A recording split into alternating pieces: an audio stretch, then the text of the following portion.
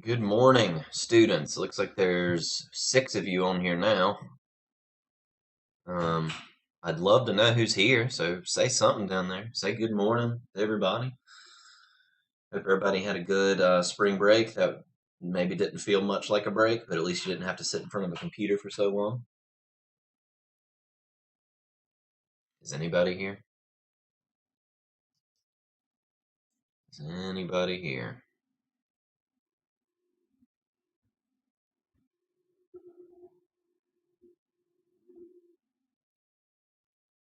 Well, I guess not, because nobody's saying anything.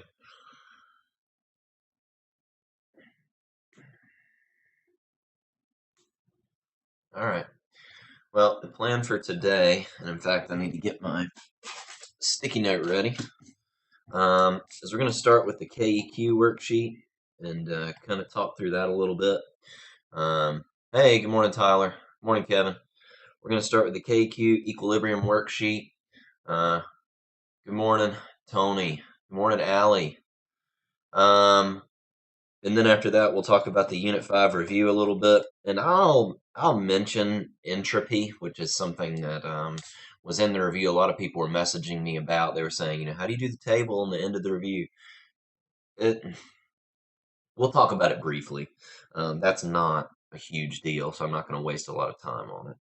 But that's the plan, and then at the end, maybe we'll have Q&A. If you guys have Bellworks that you want to go over or something like that, we can.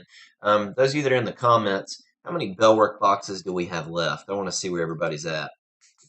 So type that in real quick. I got to grab my water bottle. It is 10 feet away, and I still can't use the force, so I can't get it over here.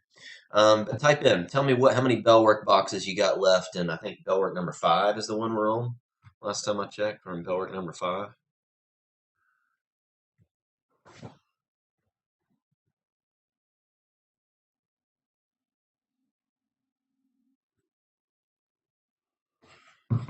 Morning, Emily.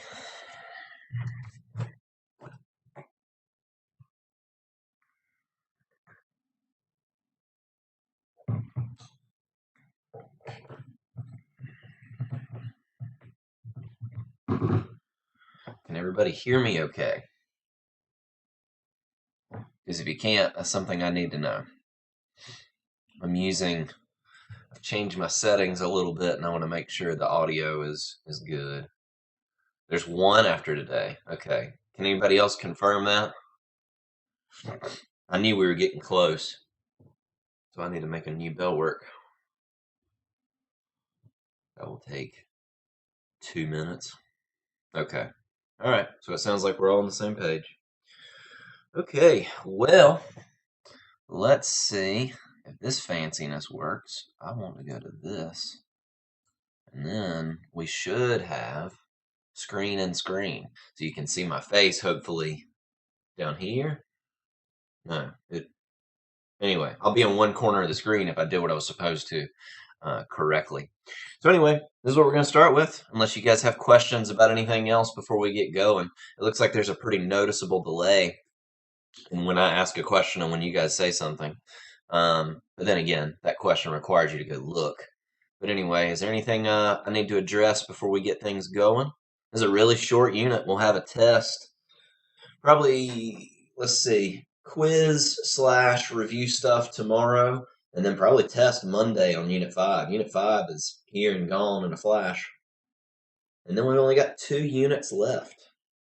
So we're wrapping up this year. No questions before we get going? Did you know that the Welsummer chicken originated in the eastern Netherlands? No, Tony, I didn't know that. Thanks for that fun fact. Thank you so much for that fun fact. Might need to know that for Jeopardy someday.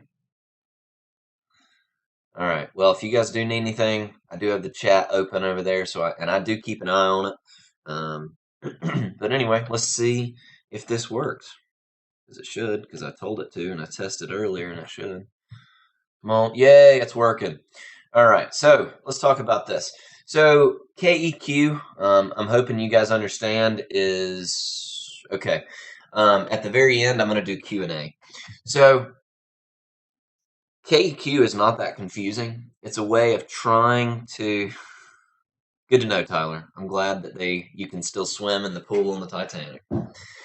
Golly. All right.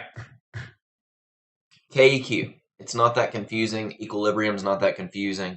I really hope that you guys watch the videos. There were 2 YouTube videos that I did not make. That's why they're such higher quality.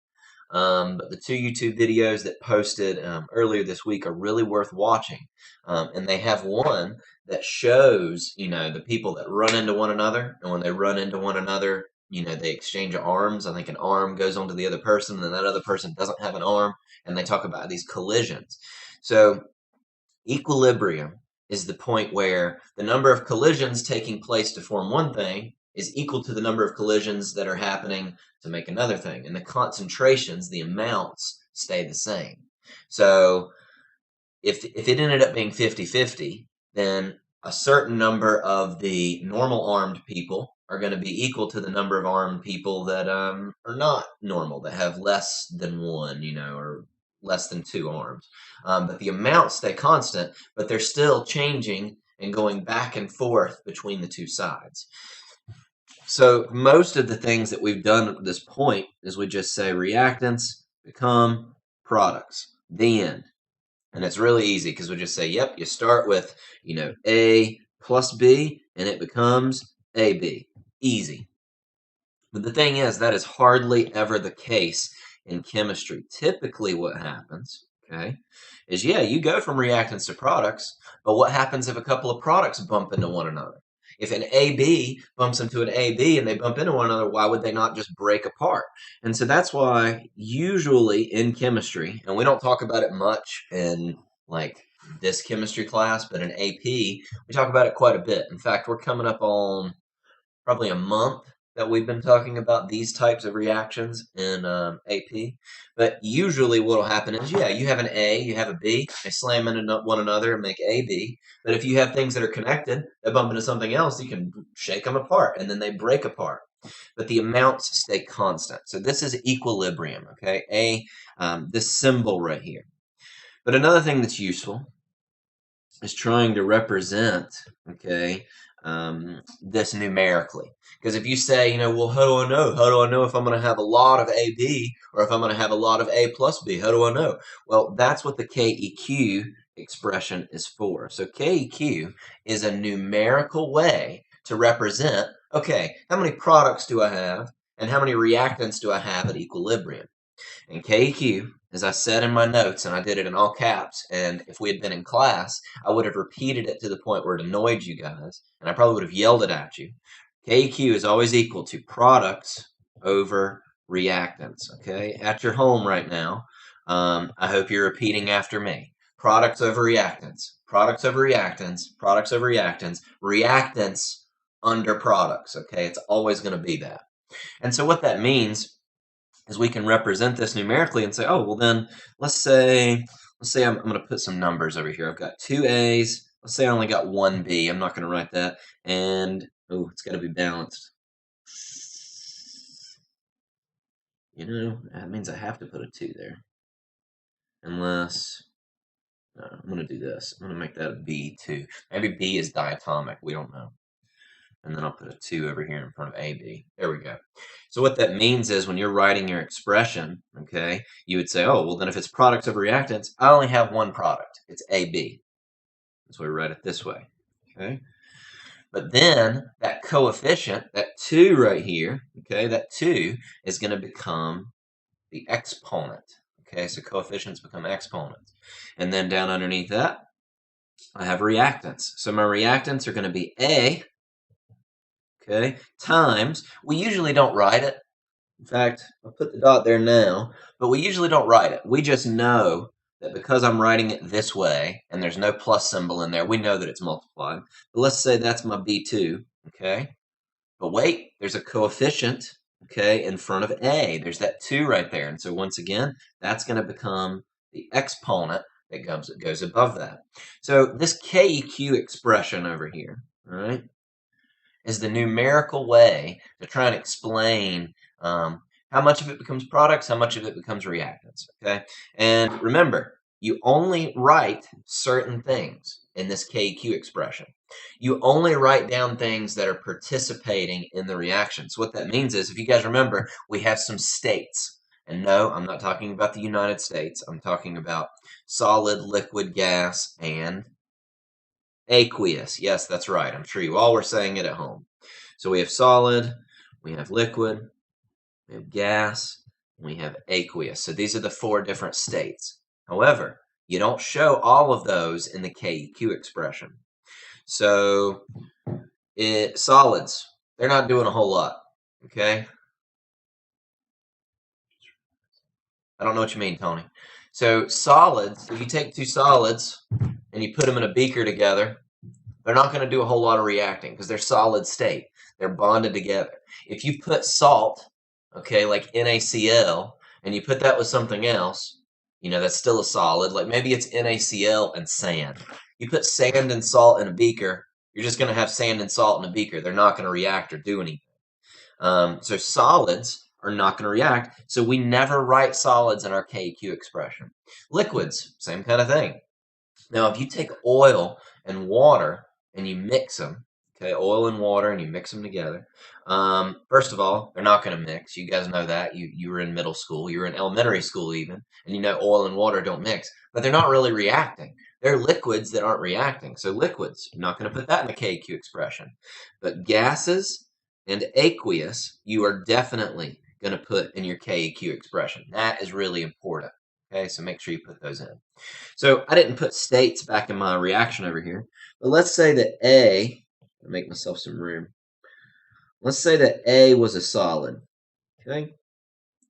And let's say that B was aqueous, and let's say that AB is aqueous. Okay, so now I've got to change my Keq expression a little bit. So if I go over here to the Keq expression, I'm not going to put A in the expression. I just said solids are not going to be in your Keq expression. So A has got to go. I'm just going to take it out. Okay, and yeah, I could rewrite this and make it look a little prettier and center that down the bottom. But the thing is, now that's my Keq expression. So you've just got to be careful when you're looking at Keqs that you do it that way. All right. And again, the reason we do this, because it's really easy. I hope you guys agree with me, whoever's here. I don't know how many people are in here right now. Let's find out. Let me peep real quick. Wow, 6 people were able to wake up at 9 o'clock. You're able to rouse yourselves out of bed. But anyway, Keq expressions are very easy, but the reason that we do it is because we want to numerically express, you know, okay, how much product do we have? How much reactant do we have at equilibrium? Okay. So now that we've got all that junk out of the way, I'm going to erase it because that's going to confuse some people. All right, so go away all this junk that I wrote. Number 1 says, how can you indicate in a chemical equation that a reaction is reversible? Duh, double arrow. Okay, because that double arrow, okay, which looks like this, is our way of saying that the reaction goes both ways. It doesn't just go from left to right.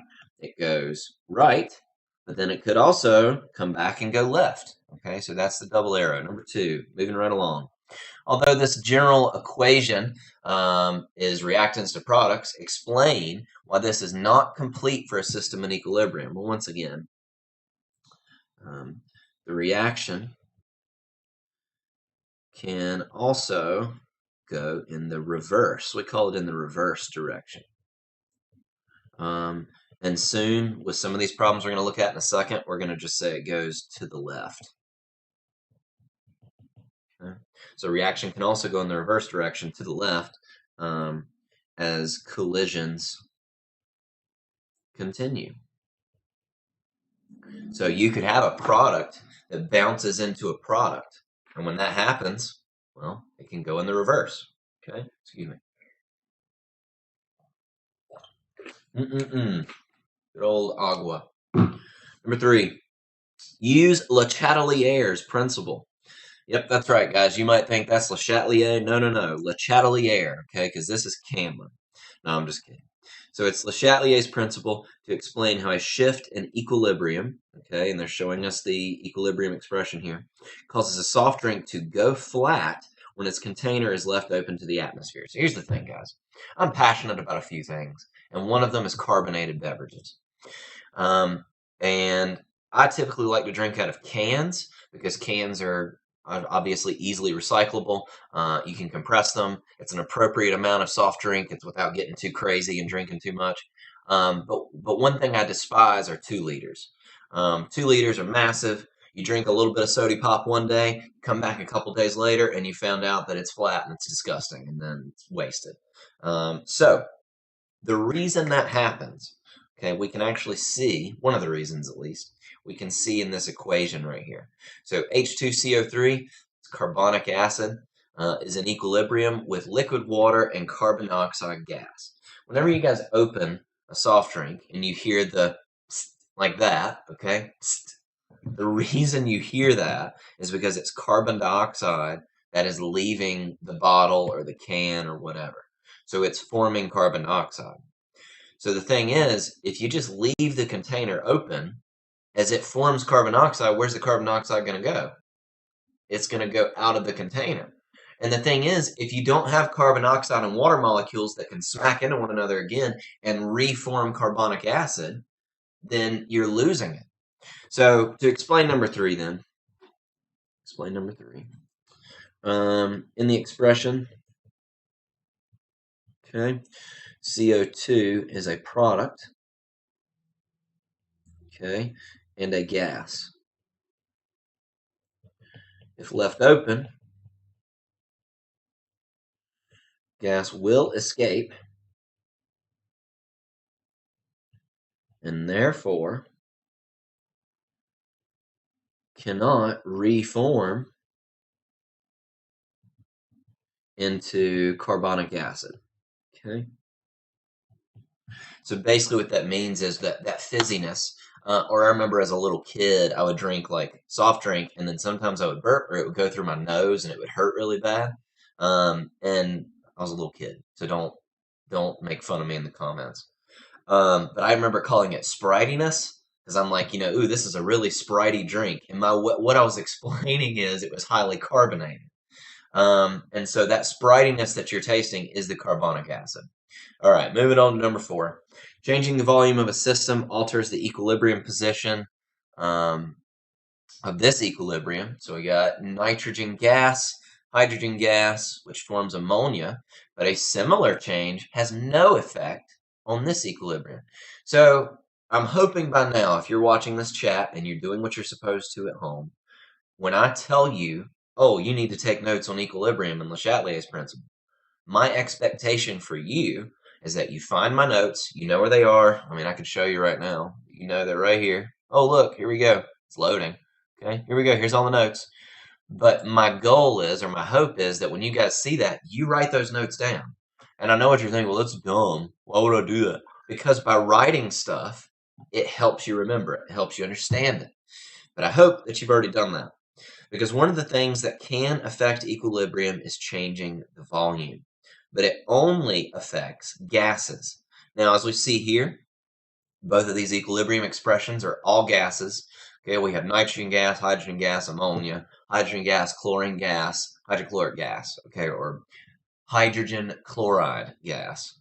But anyway, all of that is gases. But here's what I want you guys to look at. Let's start by looking at, let's look at this one first. I'm just rewriting it to give myself some room so I can show you guys something.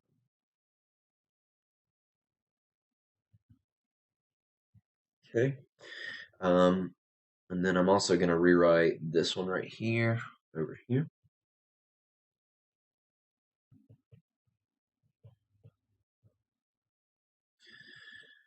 All right, so let me explain this. Let me explain this a little bit.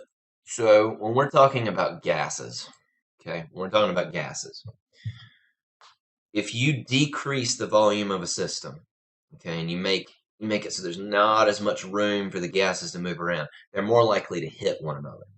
And again, I do like to go back to that homecoming game that we did in the fall, where people were running around the room and Tony ran into everybody on purpose, I assume. But in that game, you remember you had people running back and forth in the gym. But imagine if instead of taking chairs away, what if instead they had just made the area smaller and they're like, all right, we start the full gym, now we're going to half of the gym, and we have the same amount of people running around. Then what that means is those people are more likely to run into one another. Okay? They're more likely to run into one another. But then if you just decrease it even more, instead of half a gym, maybe you got 20 people running around in a quarter of the gym, just a small amount of gym, then yeah, they're going to be running into one another constantly. They're going to be running into one another constantly. So in general, if you decrease the volume of a system, the system is going to shift towards the side with less gas because there's less room for the gas to be. So in this example, okay, and I'm going to switch back, pro that I am, here we go.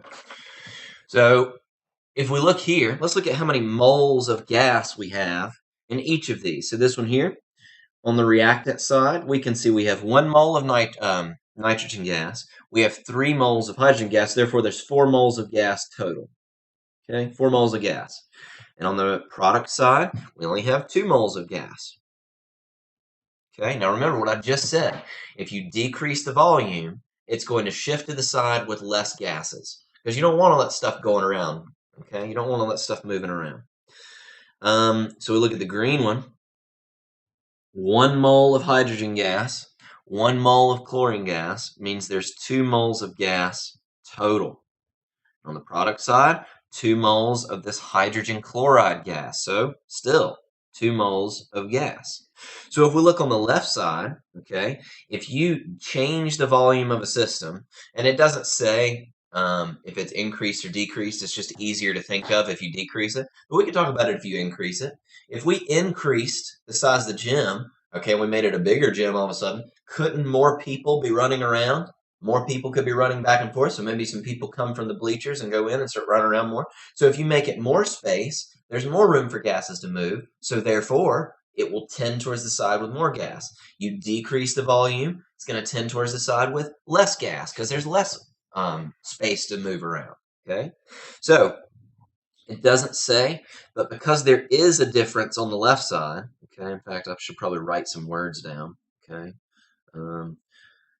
there is a difference in moles, and over here, there is no difference in moles of gas, okay, moles of gas. So because there is a difference on the left side, there isn't a difference on the right, you can change the concentration all day in the green equation, and it's not really going to go one way or the other because you've got 2 moles on one side, you get 2 moles on the other. But in the red equation, you got 4 and 2, so it's definitely going to change. All right, I got to keep moving. Okay, I can sense some of you in the comments saying right now, all right, we get it, move on. But you guys aren't typing anything, so I don't know that. Number 5, when an equilibrium shifts to the right, what happens to the following? Okay, equilibrium, shifting to the right. So it may help you. Sorry, I kicked my desk. It may help you. It may not help you. But I think it is useful to write out just really quickly, be like, all right, we got reactants over here. We got products over here. Reactants, product. So if it shifts to the right, okay, it's going to the right, what happens to the following? If it's shifting to the right, concentration of reactants is going to go down. Because if it's shifting to the right, that means you have less reactants, okay? And that means you're having an increase in the concentration of products. So concentration of reactants is going to decrease. Concentration of products is going to increase. Wow, so difficult. That was so difficult. Okay, guys, in the comments, how many of you are here now? 5 of you. Wow, we lost somebody. Tell me, first of all, 1 through 5. 1, this is really, really hard. 5, this is really easy. And also tell me, go faster, slower, something like that. Quickly, go. I'm going to read this very important school email real quick. Oh, it's not important. It's telling me that I'm live streaming. Thanks, I know. and more spam. Teachers are getting so much spam these days, you guys don't even know. Don't even know. Okay, I can slow down a little bit. The next one, number 6, is a good problem. Not that the other 5 weren't. Number 6 is a really good one. Nobody else is going to say anything? You got 30 seconds.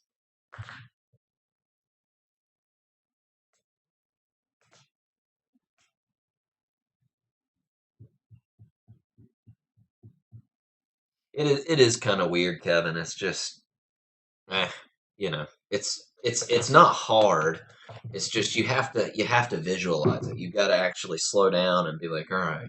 So if it goes to the right, that means it's going toward the product side. If it's going to the product side, that means that's increasing, that's decreasing. Some teachers use a seesaw as a method of explaining this stuff.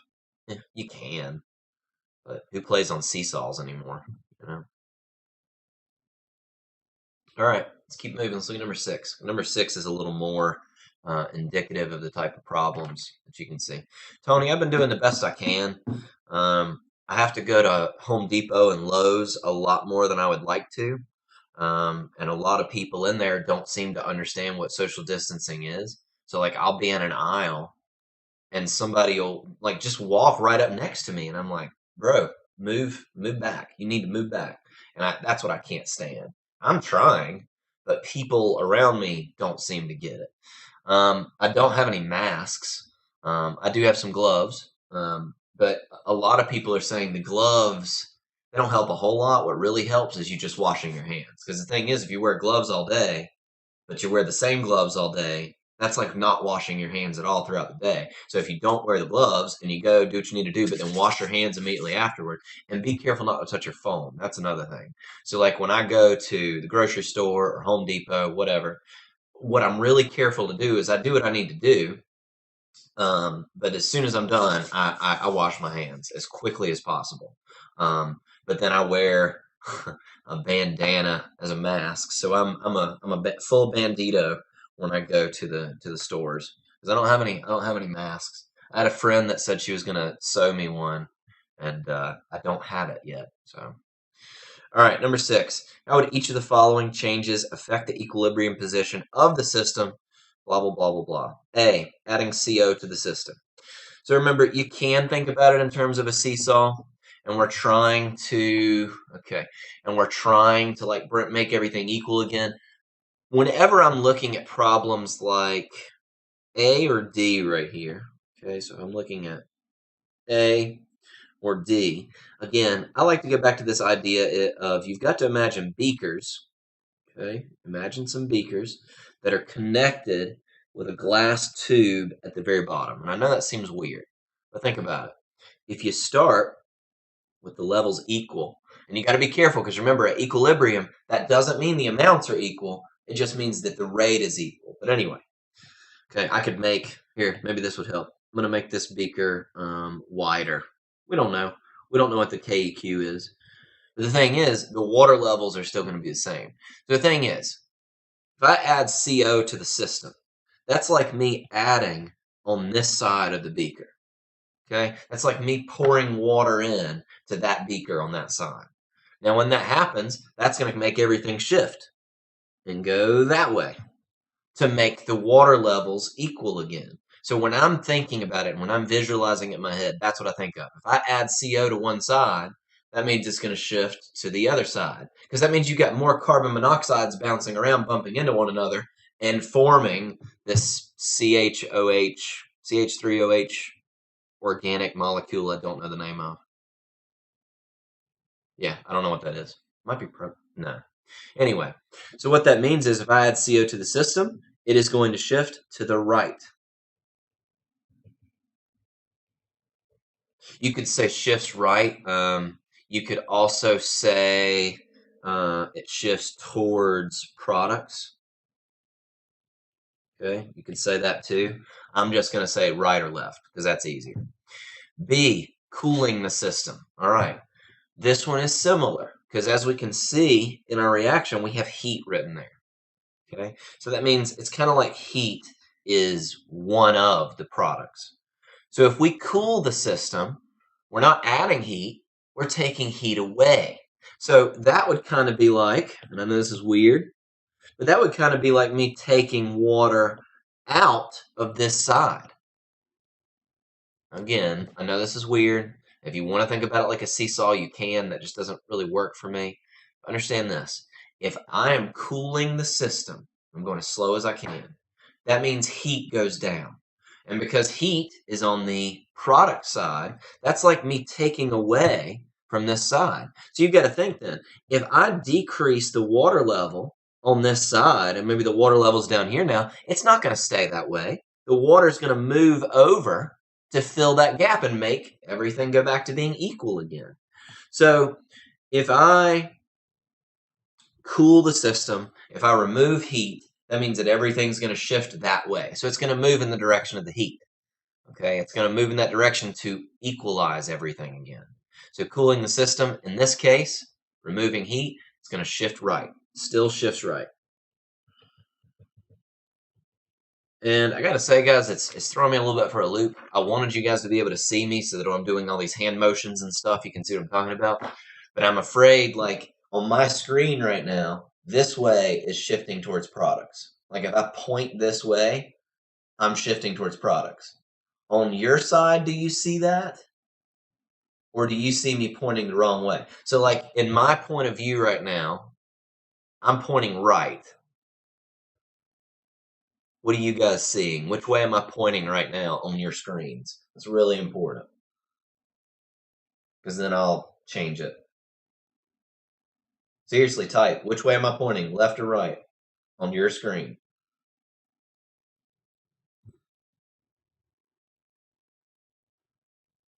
Man, you guys are really, really quick to type. You're definitely not just sitting there, leaving it running in the background while you Snapchat and Instagram or whatever it is you kids do. Dang, I'm pointing left. Oh, no. Okay, hold on.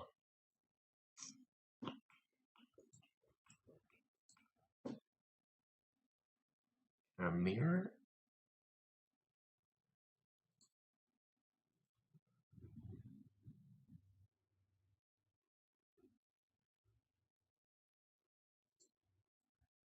Wait a minute. Oops. That's going to be super confusing. Hold on. Okay. This is the one I want to flip.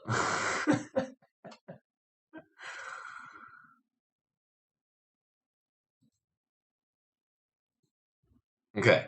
So now I think I got it. All right. So anyway, see, adding a catalyst to the system.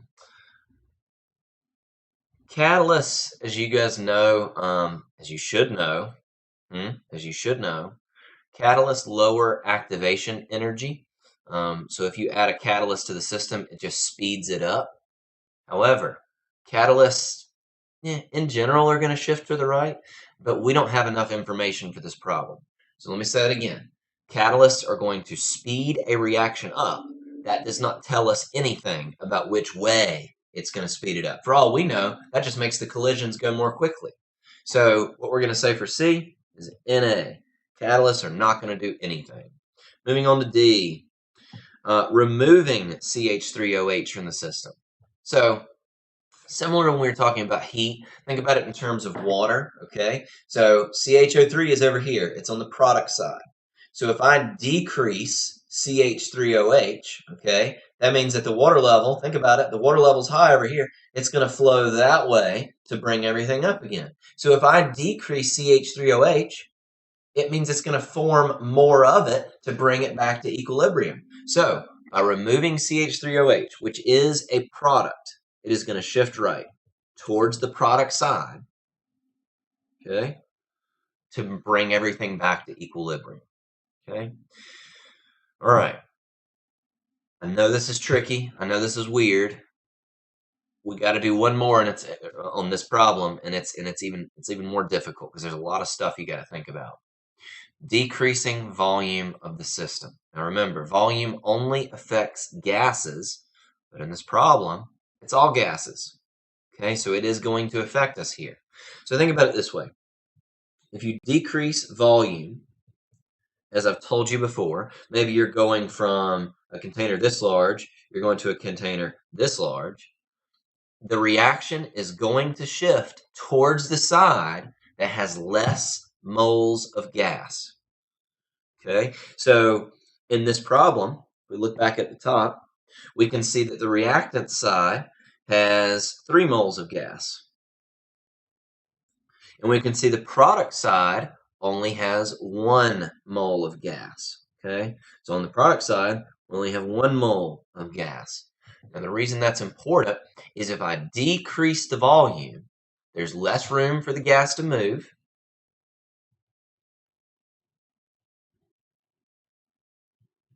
Okay, and so therefore, it'll shift to side with less gas. And in this case, which side is it? Product side.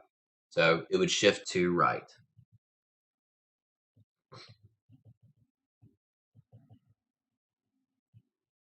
Okay, there you go. If you have questions on what we've done so far, you need to ask me because we're about to keep going. Okay, we're about to move on. This is a very good problem. This is about as hard as Le Chatelier gets, which again, Le Chatelier is just a fancy way of saying, which way is it going to shift? Is it going to go left? Is it going to go right? If you guys have any questions on this, now would be a good time to ask, and I can do more examples. I can think of some more examples for this if I have to, using this same equation. You just got to ask. You have 30 seconds.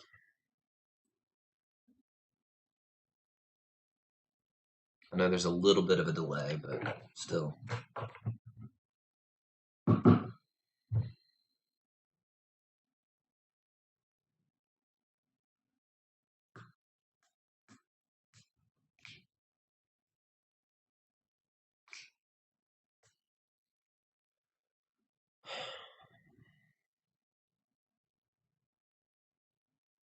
All right. Well, let's keep on going then. Number 7, this is where it gets a little easier. Because honestly, writing KEQ expressions is so easy. You just have to remember what I was telling you earlier. Products over reactants, products over reactants, products over reactants, always. Remember, the coefficients become exponents. And remember, you do add gases, you do add aqueous, you do not add solids, you do not add liquids. So let's look at a couple of these because it's pretty easy. I'll zoom in a little bit more because I can. There we go. Ooh, technology. I am so technology right now. I hope your other teachers are doing well with their technology. All right, number 7, write equilibrium expressions for these reactions. All right, so the first one, pretty easy. Products over reactants, etc., etc. All right, so I always like to start by just writing KEQ because you should, okay? Products, let's look at what we got. Okay, here's my products. 1, product 2. Now, am I going to put these in the KEQ expression? Well, let's look. This one is a gas. This one is a gas. So heck yeah, I'm going to put both of those in my KEQ expression. So I'll say, all right, well, we put it in brackets. And by the way, I haven't told you what the brackets mean just yet. We'll actually talk more about that in Unit 7. Yeah, Unit 7. That's called concentration. So if you see square brackets like that, what I'm saying is the concentration of nitrogen gas times the concentration of H2O, okay, which would be water vapor in this case. The concentration is moles per liter. Now, you guys should know what moles are by now. If you don't, shame on you. Well, not shame, but you should probably go figure that out. But moles per liter, okay? So here's, well, this isn't a liter, but it's a liter container. So if I have a certain number of moles of salt in here, which I wouldn't, why would I drink salt water? That'd be gross. But if I had a certain number of moles of salt water in this, well, that's going to be my moles per liter then. That tells me the concentration. If I have more salt, I'll have more moles per liter. So I have a higher concentration. Anyway, we'll worry about that later. Don't forget, the exponents, okay, come from your coefficients. So I'll say, all right, well, this is going to be N2 to the third, and this is going to be H2O to the fourth. Okay, thumbs up. We all good? Hopefully, we're good so far. Now, it's products over reactants. So we got to put reactants down the bottom. All right, my first reactant is N2H4. And yes, I am going to put it in the KQ expression because, again, it is a gas. So it's going to go in the KQ expression. It does have an exponent, okay, because it has a 2 out in front. Okay, so that 2 is going to go right there. N2H4 to the second from that coefficient. Then we go over here, we have NO, okay, nitrogen monoxide. And once again, I'm still going to put a little 2 above it, all right, for the same reasons. All right, that's it. That's that problem. If you have any questions, you'd be typing them. Okay, if you have questions, please say something, because there's no way for me to know if you guys get it or not if you don't tell me. All right, let's look at B. Ooh, this one's going to be super easy. Okay, so for B, the same thing. KQ, products over reactants. Let's look at my products. I have a gas, so yes, I am going to put that in the expression. So it would be C6H6. Put my square brackets around it. And it's going to be over reactant. So then I would put C6H6 underneath. Any problems with what I just wrote? I'm putting it on you guys now because I need some input from you because nobody's typing anything. Is there anything wrong with what I put on the screen?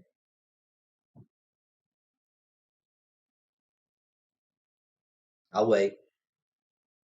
I know there's only a few of you, but it is important that you understand what I'm telling you.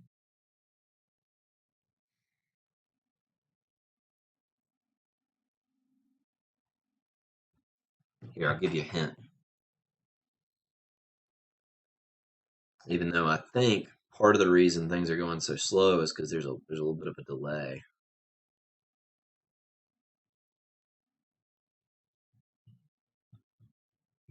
So I'm still doing products over reactant. Ah, thank you. I used a liquid. Liquids do not go. Thank you. Good job, Kevin. Liquids do not go in the expression. So literally, boop. Oh no, that was too much bloop. Let's take that back. So you don't put that down there. Okay, you don't put it. So I need to undo. There we go. So that's good. That's good. Yep, you're right, Emily. So that's all. That's the KQ expression. No exponents, no problem. That is it. Okay, which I know seems really simple. That's all there is to it. Let's move on to C. C is also really easy. C is also really easy. It's kind of a weird reaction, but it's an easy KQ expression. Products over reactants. I look at products first, and I see that it is I. Okay, and I can write I with a G. And my reactants are going to be I2 with a G. So I'm not doing anything illegal here. I'm putting gases in, but I did forget something. What did I forget to include? I'm still doing products over reactants, so what did I mess up? On purpose, for instructional purposes. What did I forget?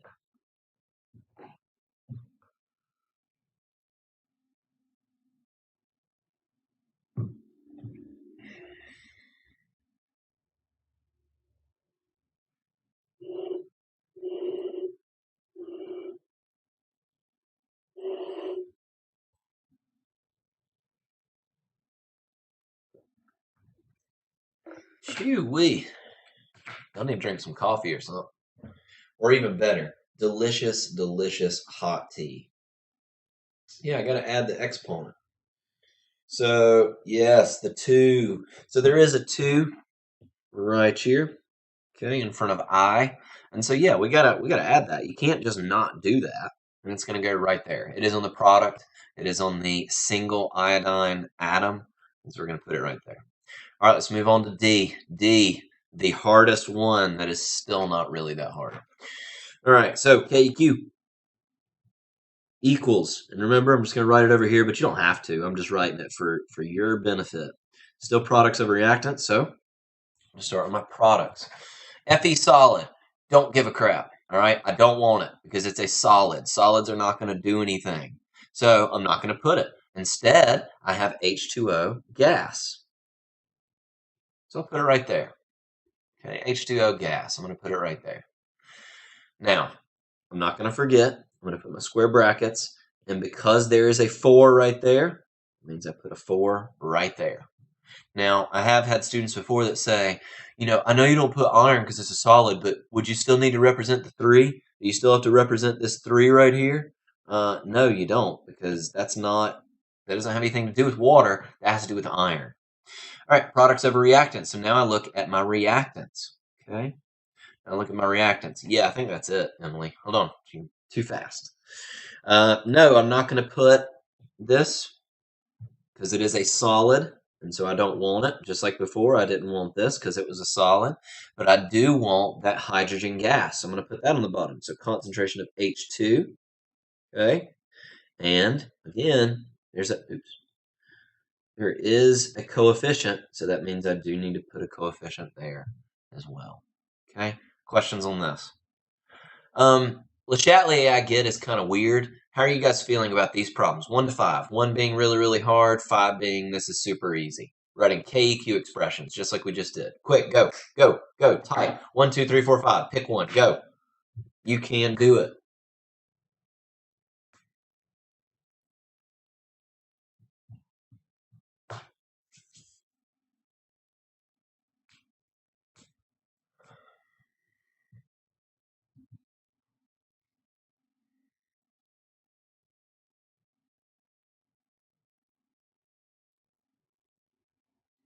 Good. That's what I like to see.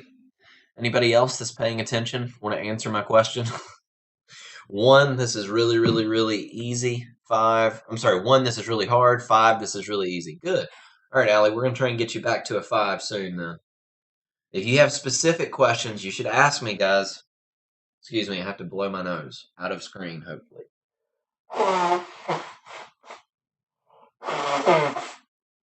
Ugh. Don't worry. It's just allergies. Because the pollen is super bad right now. My eyes are itching. It's terrible. Alrighty, let's 25 seconds. All right, I'm going to tell you guys a number to type, and then I'm going to time you. Okay, hold on.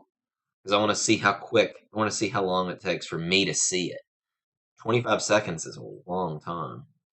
All right, you ready? Type the number 7. Go. As soon as you can, type number 7. I'm gonna stop it as soon as I see somebody type something.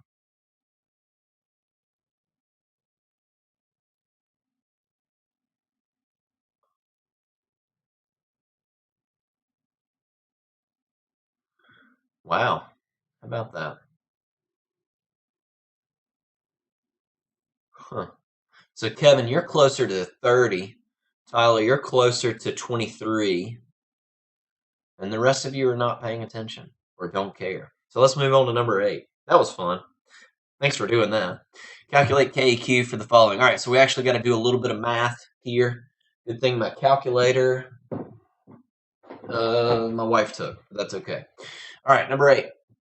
Calculate KEQ for the following. So we actually have some numbers now, but first things first, we still have to write the KEQ expression so we can actually plug some stuff into it.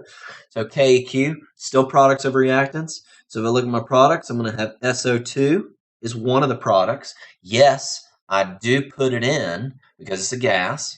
And yes, I do put a 2 above it because it has a coefficient. Then I have oxygen gas. That's another product. So I'm going to put O2, okay? And I don't put an exponent because it doesn't have a coefficient in the front. All right. Next, over reactants. I only got one reactant. It's SO3. Okay. And yes, I am putting it because it's a gas. And yes, I put a 2 over it because of the coefficient. So far, so good. But now we actually have some numbers. Yay, numbers. So let's see. We got to plug some numbers in. Start with SO2. So SO2 is that number. Wow, that's annoying. Okay, and I still need to square it, so I'm going to put the 2 up above, times concentration of O2. Concentration of O2, 0.00210 moles per liter. Guys, our next unit, spoilers, our next unit has to do a little bit more with math, and it's going to be critically important that every time you put a number, it better have some units next to it. Okay, don't leave it naked. All right, put some units on it so I know what it means. So here I'm putting moles per liter because I know that's what the unit is. So there we go. There's my two products. I'm doing this over SO3, concentration of SO3, which is 0.0160 moles per liter. And yes, it still has an exponent. So listen, be careful with your order of operations here. If you need to do it in several steps, like maybe you want to, I don't know, maybe you want to square this first and just see what number you end up getting, you can. I'm just really careful with my parentheses when I do it in my calculator. But please, those of you that are in the chat, please try this in your calculator. Make sure you know how to calculate this. All right, I'll be right back.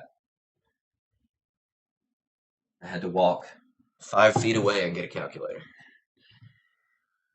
All right, let's see if we get the same number here, because I don't actually remember the answer to this.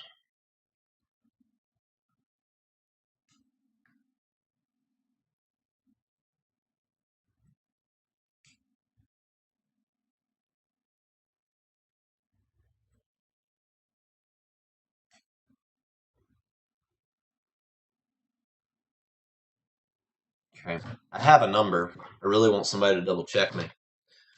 So if you're in the chat, please help me. Don't just sit there. Hopefully you got a calculator somewhere. But I want to make sure you guys are getting the same number I am.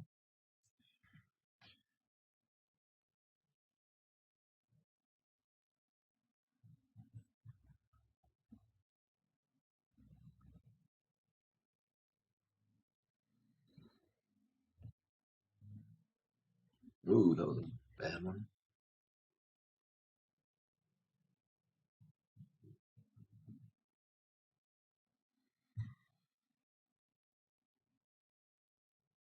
And also, now's a good time to say, I know I make a big deal out of putting units next to everything. There's actually no units on a Keq value, because you got moles per liter divided by moles per liter, and so it ends up all canceling out. So we never put units on a Keq, but that's an exception. Usually you will have a number with units at the end. I don't know. I really hope that's the number you guys are getting here. I'm going to check it again since you guys aren't saying anything.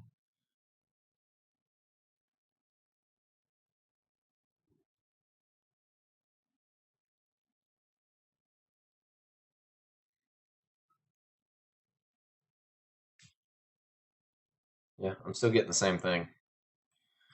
And you guys aren't saying anything. So we'll just say that's the answer then. So that's the answer. Now, what does this answer tell us? This is advanced, okay? This is a little more. This is just, I want you guys to understand what the heck this stuff means. So let's talk about what that number means. This number is pretty small, okay? You would say it is much less than 1. Okay, now remember, all this is based on a fraction, products over reactants. But if it's much less than 1, that means that your products are very small and your reactants are very large, right? That's how you'd end up getting a fraction like this. And so what that means then is that this reaction, when it does what it needs to do, tends really, really heavy towards reactants. So that means the reaction doesn't take place very much at all. It stays on the reactant side at equilibrium. So again, just to recap, you would have a much higher concentration of reactants than you would of products at equilibrium. That's what this means. Okay, that's what this means. All right, let's take a look at number 9, because you guys aren't saying anything. How would increasing the volume of the reaction vessel affect these equilibriums? So again, you've got to think about this in terms of, like, you got to think logically about it. Remember, if you're dealing with volume, you're probably dealing with gases. Okay, so think about it this way. If you increase the volume, that means there's more room for gas. And so if there's more room for gas, it's going to tend towards the side with more gas. Okay, so if there's more room for gas, shifts towards more moles of gas. That's my thought process. That's the way you've got to think, all right? It's not just one step, you know, which side has more moles of gas? Okay, I got it. No, you have to think. You increase the volume, you make it bigger, there's more room for gas, so which side is it going to shift to? So let's look at A. On the left, no moles of gas. Okay, there's 0 moles of gas over on the left side. Okay, on the right side, I have 1 mole of ammonia, and I have 1 mole of hydrogen chloride gas. So over here, there's 2 moles of gas. So based on our logic that we just said, it's going to shift towards the side with more moles of gas. And so because of that then, it's going to shift right.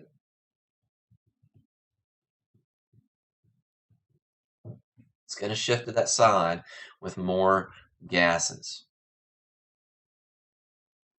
Okay, number 10. How would the equilibria be affected? Oh, I'm sorry, B. Probably finish that first. So let's take a look here.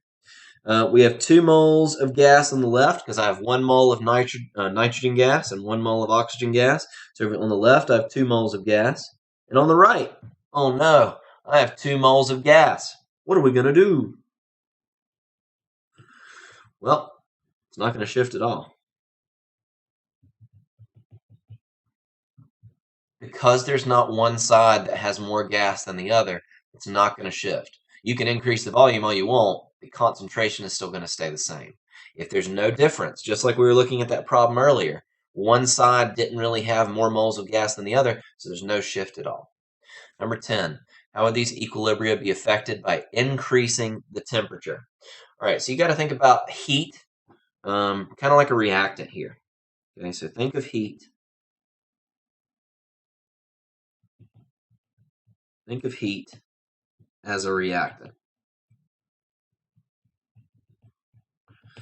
And remember, when you change concentrations of reactants, think about it in terms of that water example, the beakers with the tube. Think about it like that.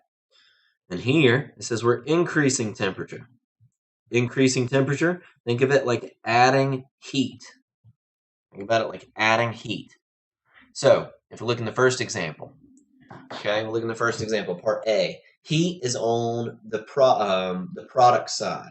So if you increase the heat and you make it so there's more heat on that side, well, look at your water levels. It's not going to stay like that, so it's going to flow this way in order to bring it back up again. So if you increase heat, it's going to shift left.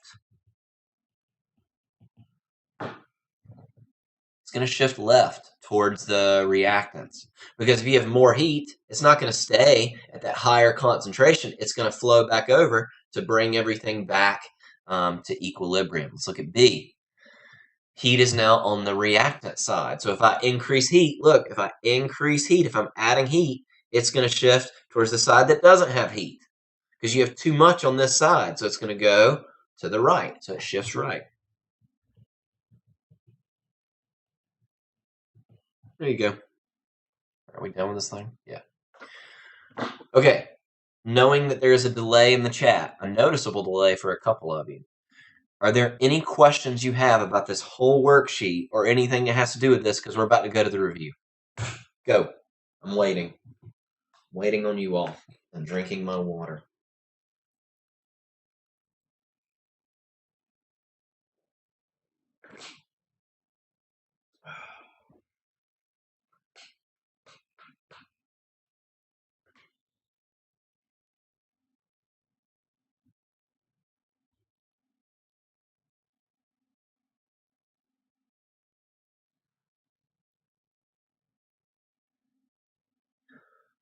And if you don't have any questions, you could type, I don't have any questions.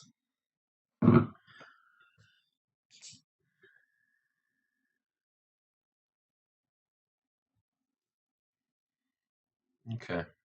Let's see where we are in the video. I'll do this. What? That's confusing. Huh. I might have to do my thumbnails later because they're not making any sense. Alright. Whatever. I'll do that later. Alright, let's take a look at the review. I gotta make a key real quick because I didn't earlier. I guess I'm a bad teacher that didn't prepare. Alright, that was hard. Alright, so here we go. Unit 5 review. All right. I don't think the review's that tough. The only thing you guys really seem to be struggling with is down here on this table. If you guys are really having trouble understanding Le Chatelier's principle, you can take a look at this, this little table. I don't like the table because I would rather that you all actually were able to think your way through, and you could be like, all right, well, if you do this, that means it has to do this to bring everything back. I would rather you thought your way through it, but if you're really struggling, here's a table that tells you everything. All right. We'll come back to that in a second. So this review shouldn't take us that long. Fill in the blanks using the word provided. Blank is proportional to the number of effective blank between molecules. Well, I'm going to go ahead and say reaction rate. That's probably it. Reaction rate is proportional to the number of effective collisions, okay, between molecules. Okay. The nature of reactants can refer to the number of bonds. Is that what I like? Hold on.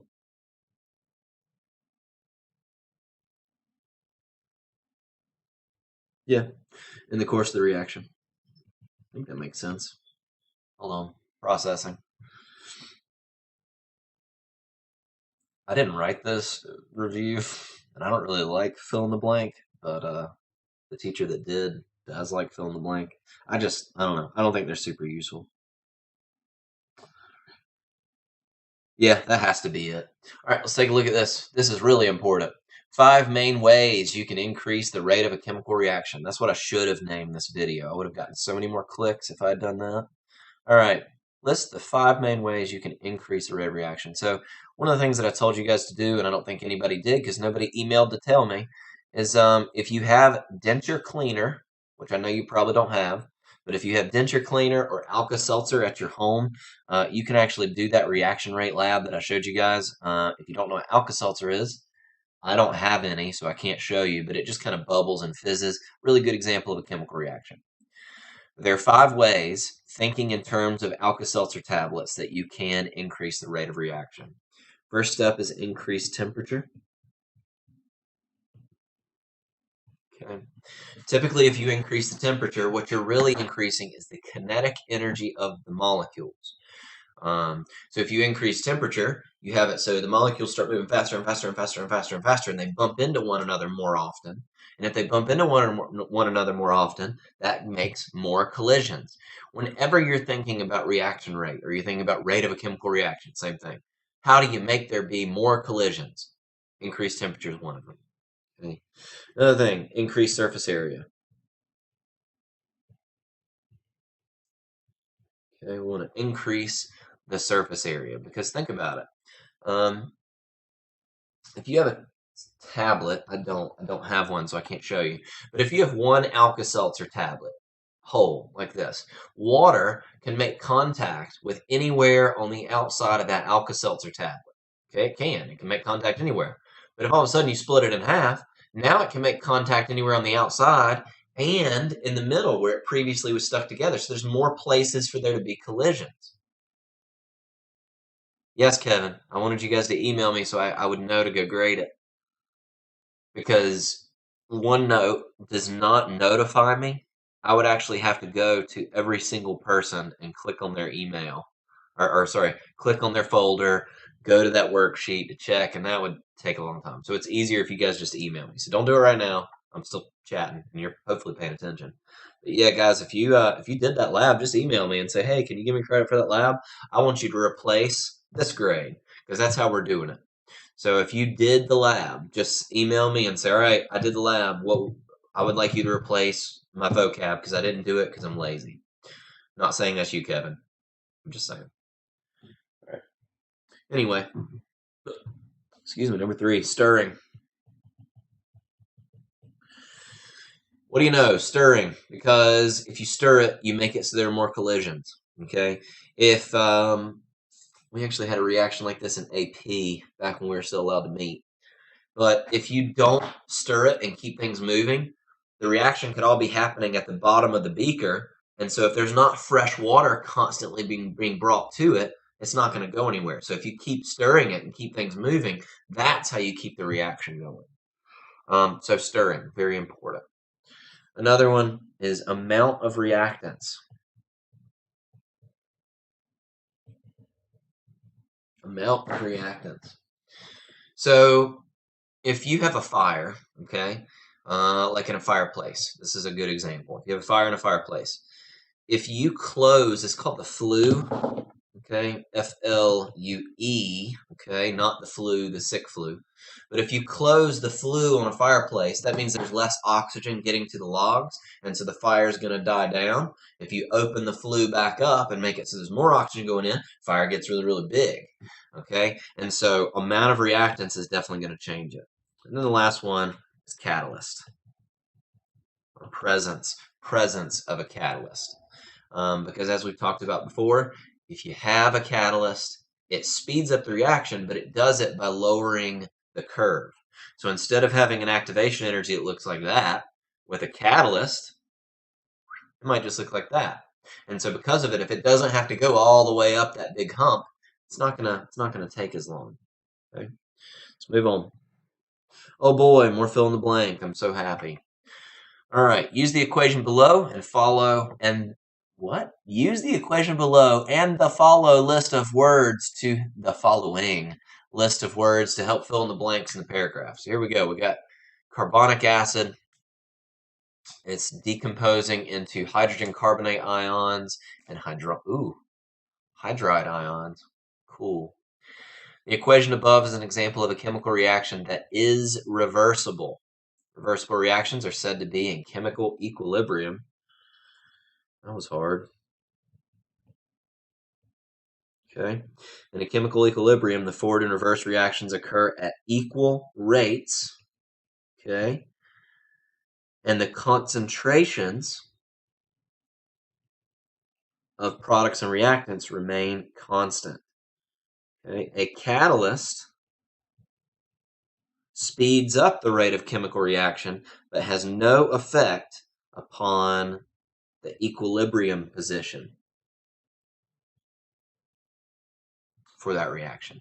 So like I told you guys earlier, if you have a catalyst, it could speed up the rate of collision, but it's not going to affect the concentrations. It's not going to make it shift left or right, okay? Equilibrium constant expression is the ratio of concentrations of products of reactants. Equilibrium constant expressions are typically used when the state of matter is aqueous, okay? Typically, aqueous or gas. Equilibrium constants are a measure of the extent that the reaction goes to completion. Write the equilibrium expression for the given equilibrium equation above. So in other words, write the Keq. Well, we can do that. Keq is equal to products over reactants. Now I know both of these are aqueous because they have these little symbols. They have a positive and a negative. That tells me that they're ions in solution. So I know they're aqueous, but also the problem right here is kind of just telling us, assume that everything is aqueous, which I will definitely do. So we're going to put all of it in. We're not going to say there are any solids or liquids. It doesn't tell us that there are any solids or liquids, so we're just going to assume. All right. So products first. Concentration of HCO3 times concentration of H+. Is it balanced? Yes, it is. Wow, it's already perfectly balanced. So we don't have to do anything to it. And so it's products over reactants. The only reactant is H2CO3, so that goes down here on the bottom. There you go. Really, really tough stuff. As soon as it loads. I've already written it, it just hasn't loaded yet. Go. Darn, that would have been so impressive if it actually worked. Come on, there it is. All right, so there you go. That's the whole expression. There's no coefficients, and so we don't have to do any exponents, but there you go. In the table below, fill in the column by identifying if the entropy of the system for each increases or decreases. Disorder is a randomness. Okay, I'm not going to go too deep into this because you don't really need to know it. I'm giving you the minimum amount just so you can do this table. Disorder is randomness of a system. So what I want you guys to think of whenever we're talking about entropy is I just want to think, okay, entropy means more collisions. Entropy equals more collisions. And as you guys know, more collisions just means faster reaction rate. So let's see what happens with each of these, and we'll talk about it in terms of entropy. Okay? All right. So we're going to increase concentration. Increase concentration of what, you may ask? It doesn't say. But as we learned earlier when we were talking about the ways to speed up a rate of reaction, amount of reactants was one of them. So if you increase concentration, you're making more collisions because there's more stuff to collide. Remember, more collisions, more entropy. So we're going to say increase. Okay. Decrease concentration. Now there's less stuff going around. There's less collisions. So again, if you make it so there are less species, reactants or products floating around. There's less collisions, less entropy. Collisions, entropy. Okay, one and the same as far as we're concerned. Increase pressure. Now this one's kind of a long walk. All right, you got to think about this a little bit. Because if you increase pressure, okay, you increase pressure, typically that's going to cause a decrease in volume. That looks great. Let's try that again. It's kind of like with a balloon. If you increase the pressure on a balloon from the outside, you're actually going to make the balloon smaller. Okay, so increasing pressure is going to lead to a decrease in volume. And if you have a decrease in volume, that means there's not as much space to move around, but you still have the same number of molecules, and so they're going to bounce into one another more. So decreasing volume, there's less space, more collisions, and as we just said, more collisions, more entropy. So this is going to increase. Now what about if you decrease pressure? Well, I'm going to go out on a limb and say it's the opposite, because I just went through this line of thought to explain to you what it means going one way. You decrease pressure, it's going to be the opposite. So decreasing pressure usually means that volume is going to increase, and if there's more space to move around, that means there's probably going to be less collisions, because they're running back and forth in this big wide open space, and they're less likely to bump into one another. Less collisions, less entropy. So we're going to say decrease. Increase temperature. If you increase temperature, things are going to move more quickly.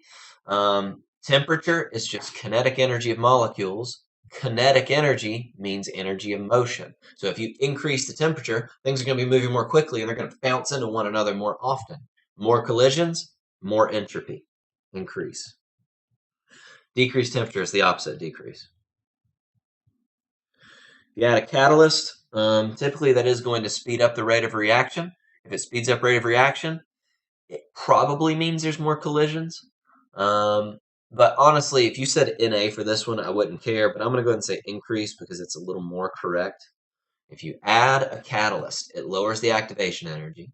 If you lower the activation energy, you make it so that there are more complete reactions. There are more reactions that do happen. So if they bump, think about it this way. If you have two molecules that bump into one another, okay, sorry, I'm grabbing something.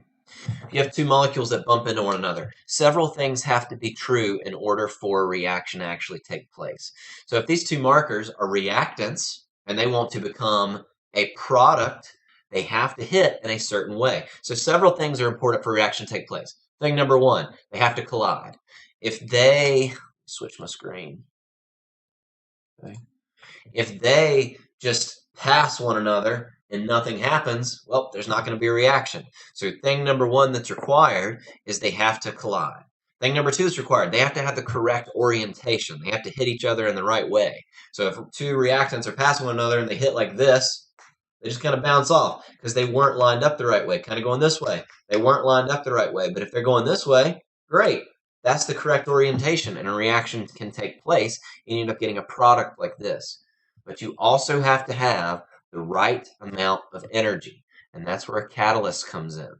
If it comes in and it's just barely going, it might not have enough to fully connect, and so it doesn't happen. The reaction doesn't take place. But with a catalyst, it lowers the energy necessary. It lowers the energy required. So yeah, if it hits, it's probably going to react. It's probably going to happen. It's probably going to happen. Okay, Well, that being said, that's the review. We did that. We went over the KEQ worksheet. Emily, I know you had some questions about sentences, but does anybody else have any questions while you got me here? Okay? Any questions while I'm here?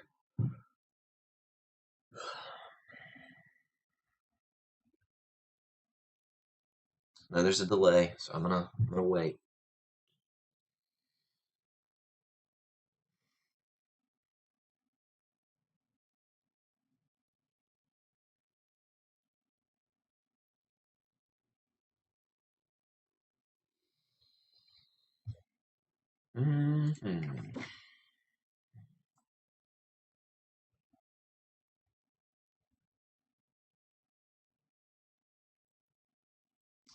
Vocab's probably going to be due pretty soon. I'm thinking like Monday or Tuesday next week. How about this? You know what? I'll go ahead and say it's probably going to be next Tuesday. I'll write that down.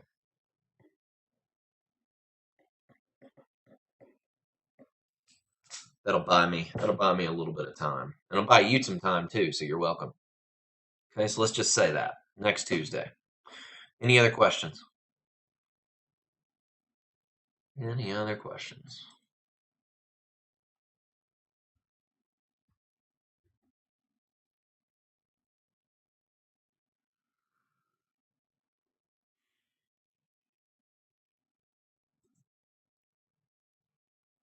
Yeah, Kevin, I can do that. I can definitely do that.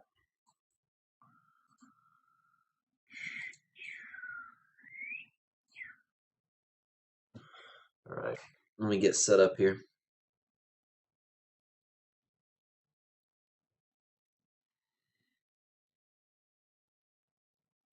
Wow, a dab emoji. That is so useful. I will definitely do that all the time. You want me to do today's Bellwork? I mean, I can. All right. Sketch an equilibrium curve for the following situations. Here's one thing to know right off the bat. Whenever you're drawing an equilibrium curve, you typically end up doing reactants and products. Think about it this way. You always start with reactants. You always, start with 0 products is what we assume. So typically, we'll start with reactants up at the top. Oh, y'all can't see all that. Let me scoot this over just a little bit. Start with reactants up at the top, and typically we start with products down at 0 at the bottom, because think about it, if the reaction hasn't taken place yet, you haven't formed any products. And so what we're trying to do for A, B, and C is we're trying to figure out, okay, what happens in the middle?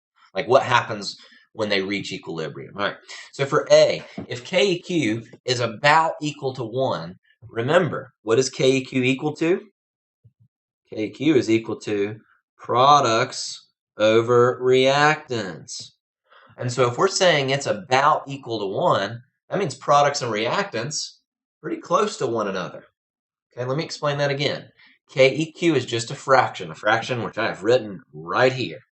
Okay, and so if we're saying KEQ is about equal to 1, then that means products and reactant concentrations must be pretty close to one another, because when you divide the two, you end up getting about 1.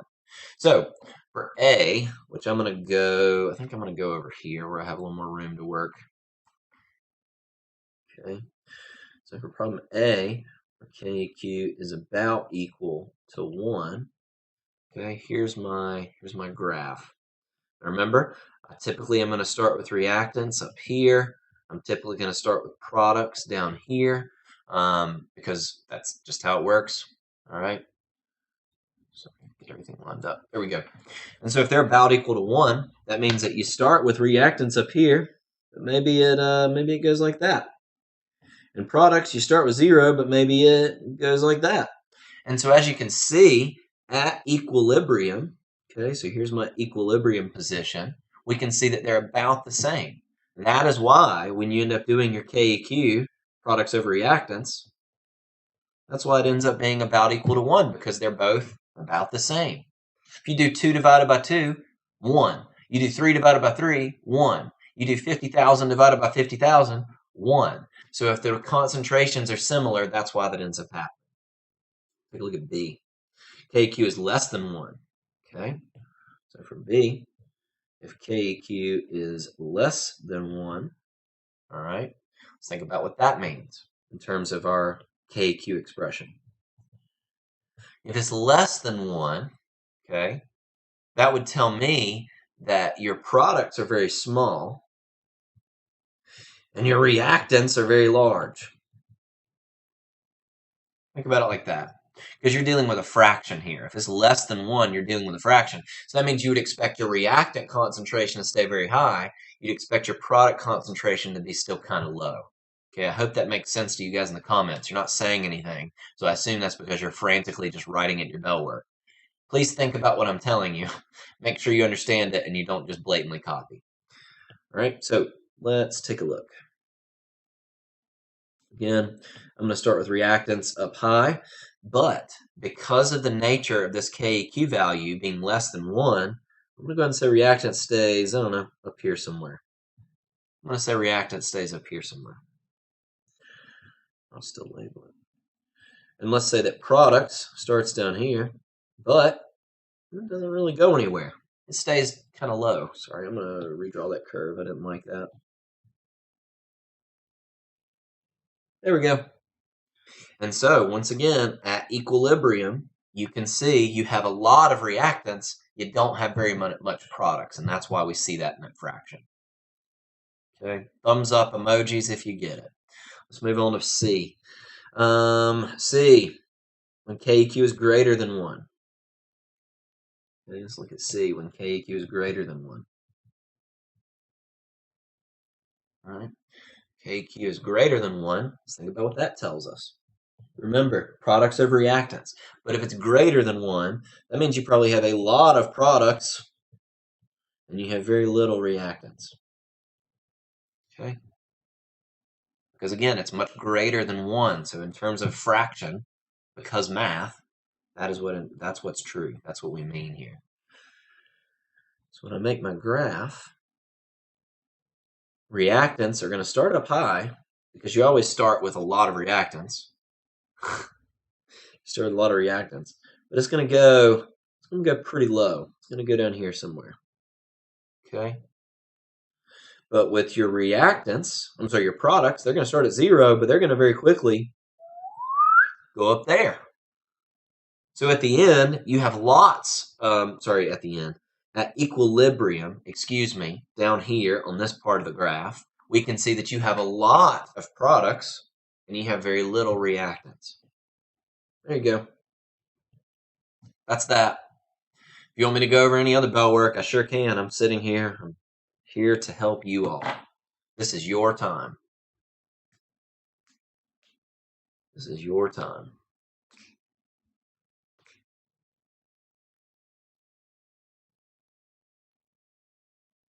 I have to have another cup of tea here in a second.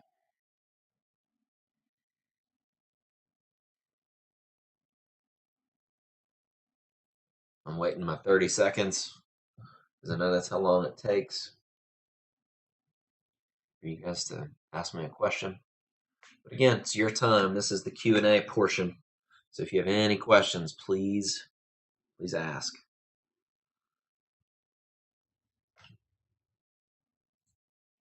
I hope you all are doing well. It is kind of a shame that we only had about 6 people. But the thing is, 4 o'clock is technically when school ends, but that seems to be when most people want me to stream. It's like later in the day, but I got stuff to do. School day is 9 to 4. If it were up to me, I'd be doing my stream at 7:30 when I'm fully awake and I'm ready to go. But then it'd be 0 people. All right, if there are no more questions, I'm going to leave. Emily, if you got some words you want help with sentences, I'm here for that too. Okay, see you, Tyler. Have a good one.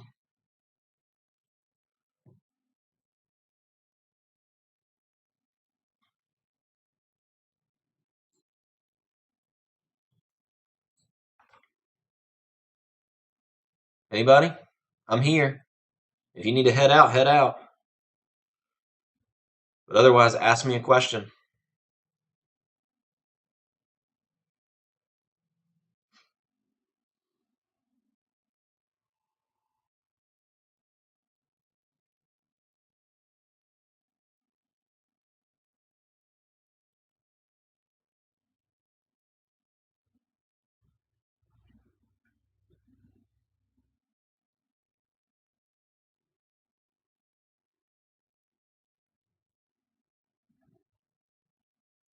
Okay, guys, anybody else? Because I'm watching the stream. I can see about how many people are here, and I'm not sure why you're sitting here if you don't have any questions.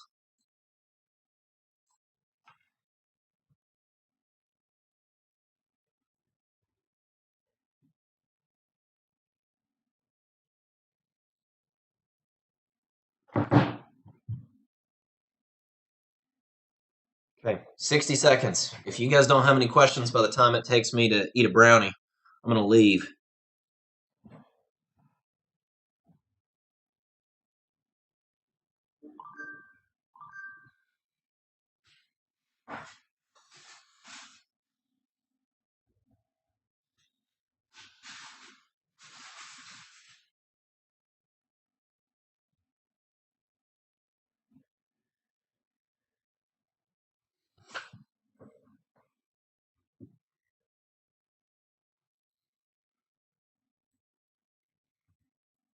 Okay, I got you.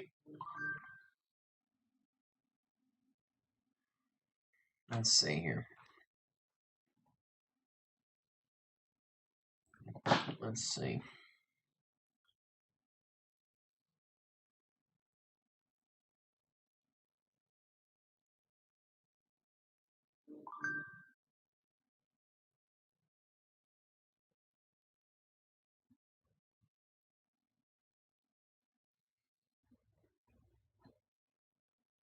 Hmm.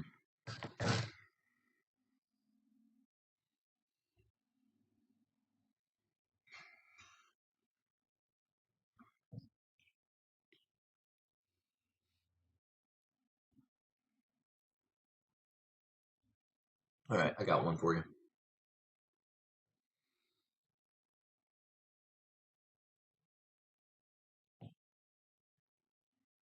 All right, let's see.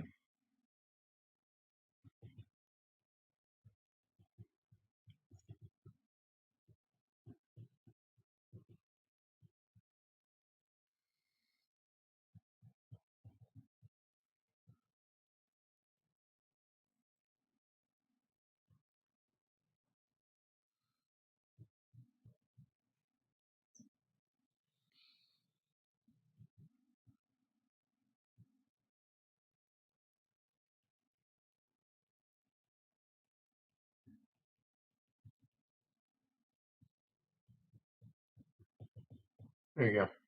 Here's one for equilibrium constant.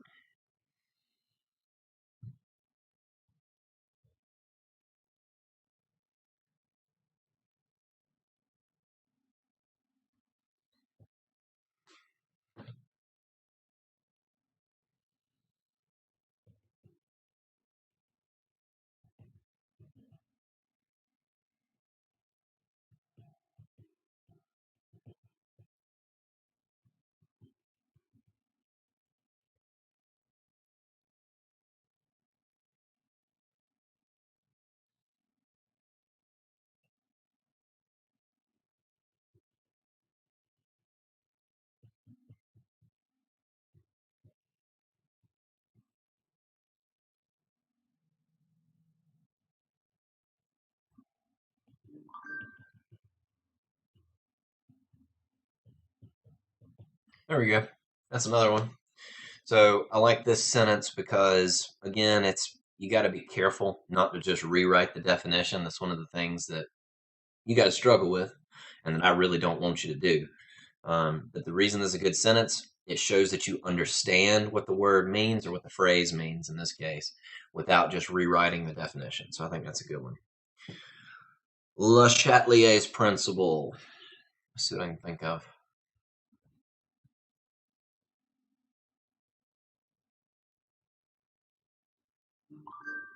I got one.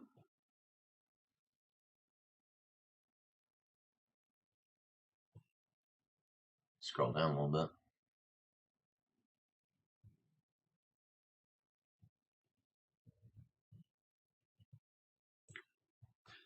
If all else fails, wow, that's a really bad E. If all else fails, always try and use an example. Okay, so this one, I'm not just saying an example of Le Chatelier's principle is that if you, no, I'm making a sentence, but it's still an example. Le Chatelier's principle tells me that if I add more reactants, the equilibrium, no, let's not say equilibrium, the reaction will shift towards products. So once again, it's still an example, but it's not just, it's not just saying an example of Le Chalet's, but that's what I'm telling you. All right, and then the last one, qualitatively. That was a word. Oh, okay. Oh, well, this one's easy because this is something I do on a normal basis. I qualitatively organized my M&Ms by color. There you go. That's something normal people do, right? Organize them all by color. Or with Skittles especially, because if you organize Skittles by color, then you can eat like 2 or 3 blue ones all at the same time and you still get the same flavor. But anyway, there you go. That's that. Finish eating my brownie.